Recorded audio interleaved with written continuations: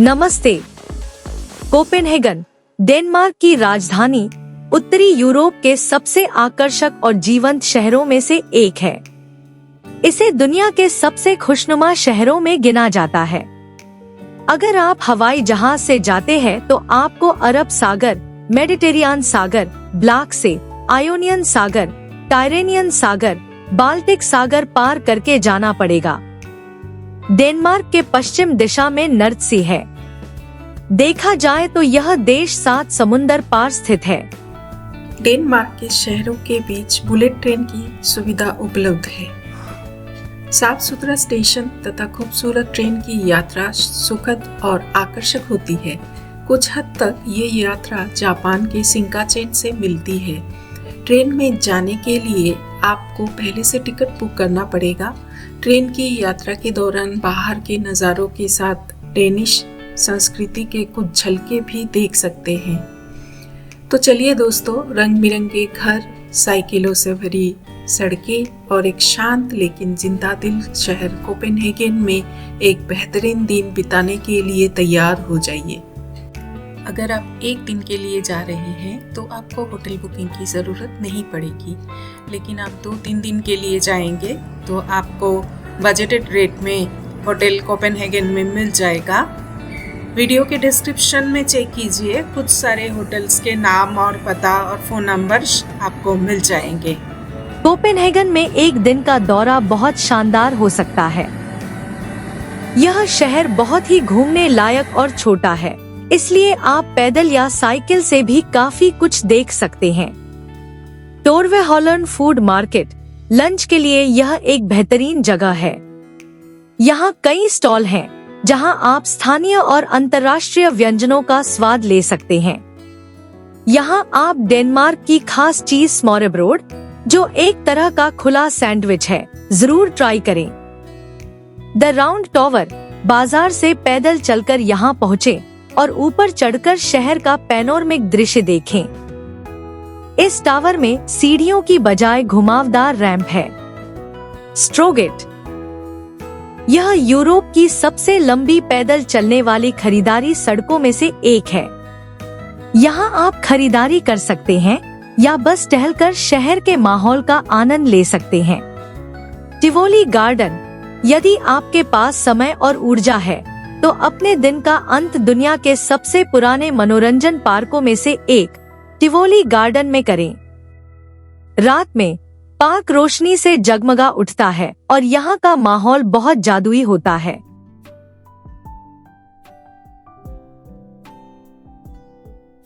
न्यावन अपने दिन की शुरुआत इस सबसे मशहूर जगह से करें। यह रंगीन घरों और पुरानी नौकाओं वाला एक खूबसूरत नहर किनारा है। यहाँ सैर करें और कुछ शानदार तस्वीरें लें। आप यहाँ पर एक पारंपरिक डेनिश हॉट डॉग का नाश्ता कर सकते हैं। नहर क्रूज न्यावन से 1 घंटे का कैनाल क्रूज नाव की सवारी लें। यह शहर को पानी के रास्ते से देखने और द लिटिल मरमेड मूर्ति और जैसे स्थलों को दूर से देखने का एक शानदार तरीका है। अगर आप नहर क्रूज नहीं लेना चाहते हैं तो आप नहर के किनारे पैदल चल के भी जा सकते हैं और खूबसूरत नज़ारों का आनंद ले सकते हैं। किनारे में बैठे हुए सीगल, हलचल मची हुई शहर और नाव की यात्राएं देखते हुए कब रास्ता खत्म हो जाता है आपको पता भी नहीं चलेगा। एक खूबसूरत दिन की शुरुआत ऐसे ही होना चाहिए। कोपेनहेगन बहुत पैदल चलने के अनुकूल है, इसलिए अधिकांश जगहें एक दूसरे के करीब हैं। यदि आप डेनिश संस्कृति का अनुभव करना चाहते हैं तो एक साइकिल किराए पर लेना सबसे अच्छा विकल्प है। अगर आप कई आकर्षणों के अंदर जाने की योजना बना रहे हैं तो कोपेनहेगन कार्ड लेने पर विचार कर सकते हैं, जिसमें कई जगहों की एंट्री फीस और पब्लिक ट्रांसपोर्ट शामिल होता है। कोपेनहेगन एक ऐसा शहर है जहां इतिहास, आधुनिक वास्तुकला और आरामदायक जीवन शैली का शानदार मेल देखने को मिलता है। फ्रेडरिक चर्च बटा मार्बल चर्च यह सुंदर चर्च अमेलियनबोर्ग पैलेस के पास ही है। इसकी प्रभावशाली वास्तुकला देखने लायक है।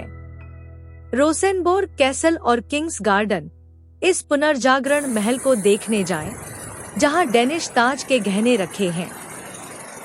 महल के चारों ओर के खूबसूरत बगीचों में टहलें। अमेलियनबोर्ग पैलेस, यह डेनिश शाही परिवार का शीतकालीन निवास है।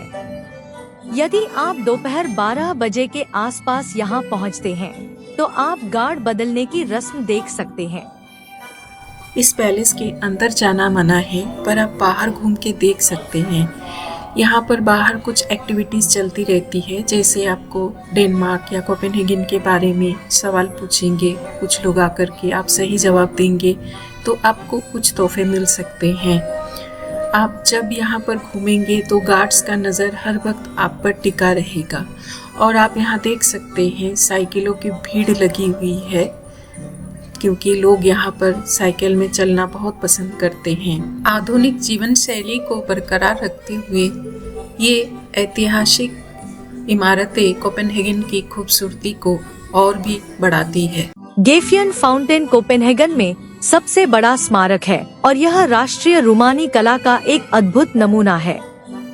यह नॉर्द्रे टोल्डबो क्षेत्र में चर्चिल पार्क और लैंगेलिनी सैरगाह के पास स्थित है। यह फव्वारा शक्तिशाली नॉर्स देवी गेफियन को एक हल के साथ 4 विशाल बैलों की टीम को हाँकते हुए दिखाता है। मूर्तिकला उस नाटकीय क्षण को दर्शाती है जब देवी अपना चाबुक चला रही है, जो दृश्य की कच्ची शक्ति और गति पर जोर देता है। यह फव्वारा उस पौराणिक कहानी को दर्शाता है कि कैसे ज़ीगलैंड द्वीप, जहां कोपेनहेगन स्थित है, का निर्माण हुआ था। किंवदंती के अनुसार स्वीडन के राजा गिल्फी ने गेफियन को उतनी जमीन देने का वादा किया था जितनी वह एक दिन और एक रात में जोत सकती थी। गेफियन ने अपने 4 बेटों को बैल में बदल दिया और उन्होंने स्वीडन से जमीन जोतकर डेनिश सागर में फेंक दी। स्वीडन में बना वह गड्ढा लेक वैनर्न माना जाता है, जो आकार में ज़ीगलैंड से मिलता जुलता है। इस फव्वारे को डेनिश मूर्तिकार एंडर्स बुंडगार्ड द्वारा डिजाइन किया गया था और यह ब्रुअरी की 50वीं वर्षगांठ के अवसर पर कार्लसबर्ग फाउंडेशन की ओर से कोपेनहेगन शहर को एक उपहार था। इसे 14 जुलाई 1908 को जनता के लिए खोला गया था। गेफियन फाउंटेन से थोड़ी ही दूरी पर आपको कोपेनहेगन की सबसे प्रसिद्ध ऐतिहासिक मूर्तिकला द लिटिल मरमेड मिलेगी। हालांकि यह एक फव्वारा नहीं है, फिर भी यह ऐतिहासिक कला का एक प्रतिष्ठित टुकड़ा है। 1913 में अनावरण की गई इस कांस्य प्रतिमा को शराब बनाने वाले कार्ल जैकबसन, कार्लसबर्ग के संस्थापक के बेटे, ने बनवाया था। वह हैंस क्रिश्चियन एंडरसन की परी कथा पर आधारित एक बैले प्रदर्शन से बहुत प्रभावित हुए थे। बंदरगाह में एक चट्टान पर बैठी यह छोटी चिंतनशील जलपरी दुनिया की सबसे पहचानने योग्य और सबसे अधिक फोटो खींची जाने वाली मूर्तियों में से एक बन गई है, जो समुद्र और इसकी साहित्यिक विरासत के साथ कोपेनहेगन के जुड़ाव का प्रतीक है। और बस इन खूबसूरत नज़ारों के साथ हमारे कोपेनहेगन के एक यादगार दिन का अंत होता है। इस यात्रा में यहाँ की सादगी और खुशमिजाज लोगों से मिलकर एक अलग ही एहसास हुआ। आपको कोपेनहेगन में सबसे अच्छा क्या लगा, कमेंट्स में ज़रूर बताएं। मिलूंगी आपसे अगली यात्रा में, तब तक के लिए सुरक्षित रहे, खुश रहे।